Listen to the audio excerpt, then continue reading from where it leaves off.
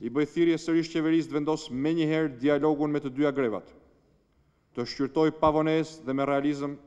natyrën e kërkesave të punonjësve të larguar nga puna dhe të reflektoj konform ligjit ndaj tyre, të përballet me të përndjekurit politik dhe të shpjegohet me ta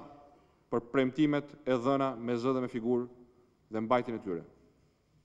Në këtë periudhë, qeveria parashikonte, në janar-prill, të paguante 300 milion lek për ish të përndjekurit politik, por realisht ka paguar vetëm 15 milion lek, plot 20 herë më pak. Nga ana tjetër, nëse e krahasoj me të njëjtën periudhë vitit paraardhës, qeverisja demokratike pagoi plot 1 miliard dhe 446 milion lek, dhe kjo tregon qartë se qeverisja më pashme ka paguar 96 herë më shumë se sa qeverisja e rilindjes, dhe këtu duhet i kërkoj Rama arsyet e zemrimit të kësaj shtrese, të grevës urisë, pikërisht tek premtimet e tij të braktisura, të pambajtura,